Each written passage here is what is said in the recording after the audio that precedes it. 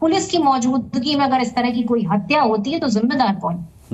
उत्तर प्रदेश सरकार जिम्मेदार है, उत्तर प्रदेश की पुलिस जिम्मेदार है, और जिम्मेदार है वो लोग जो यहाँ बैठकर सिर्फ और सिर्फ भड़काने की बातें करें।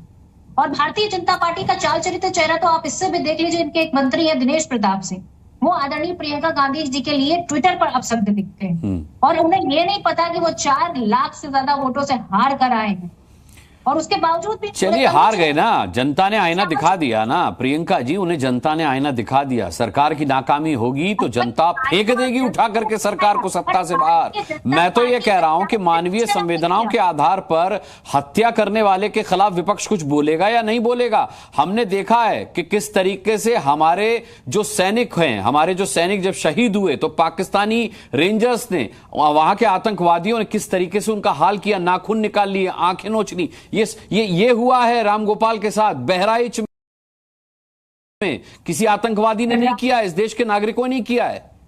अनुराग जी, इस देश के नागरिकों ने किया है और उस देश के नागरिक जो गुस्से में हैं, उनका गुस्सा किस हद तक पहुंचा है ये आपको पता है?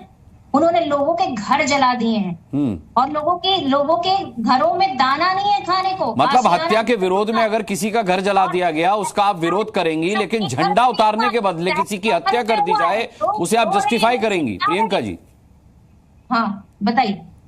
मैं कह रहा हूं कि गलत है कि किसी की हत्या के विरोध में किसी का घर जला दिया जाए, लेकिन यह भी गलत है कि सिर्फ झंडा उतारने के लिए किसी की हत्या कर दी जाए। किसकी है? नेहरू जी तो लेंगे नहीं ना आके जिम्मेदारी तो लेनी पड़ेगी ना यहाँ पर बैठे बीजेपी के प्रवक्ता को और बीजेपी की सरकार को। कौन लेगा जिम्मेदारी अगर गलत है ये तो? प्रियंका गुप्ता लेगी जिम्मेदारी इसकी। जी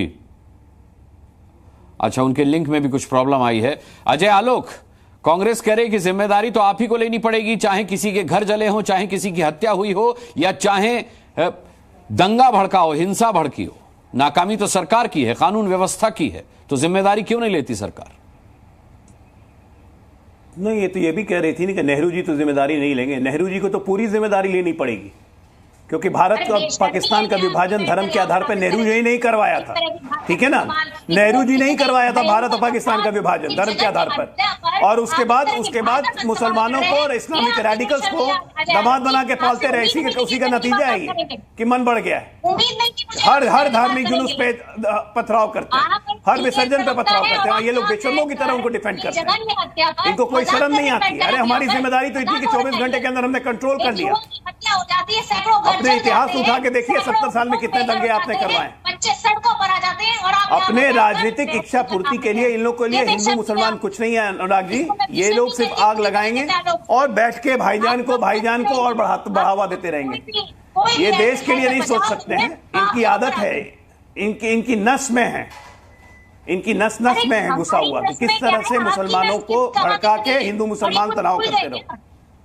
सुनियोजित तरीके से ये किया गया। पहले से पत्थर रखे हुए थे, मणिपुर में जो हुआ उसको पता था कि जुलूस यहां से आएगा, हमें पत्थरबाजी करनी है। मूर्तियां खंडित कर दी, उस पर एक शब्द नहीं कह रही हैं। नहीं बताइए ना, मणिपुर के दंगे दुर्गा माता की मूर्ति खंडित कर दी गई, उस पर एक शब्द नहीं कहेंगे। और मणिपुर के दंगे पे चली गई, बहराइच भूल गई है। अरे बहराइच नहीं भूल गए, हमको मणिपुर भी याद है। भूल गई, हमको गुजरात मणिपुर चली गई। हमको याद ये भी है कि बहराइच में कितने लोगों के घर उजड़ गए। अरे आप गुजरात की बात करेंगी तो फिर 84 पर चले जाएंगे। ये अजय आलोक 84 पर चले जाएंगे, फिर ये डिबेट कहां चली जाएगी मुझे नहीं पता। अरे 84 क्यों?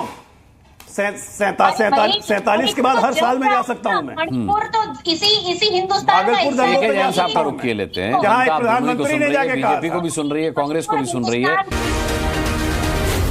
जी न्यूज़।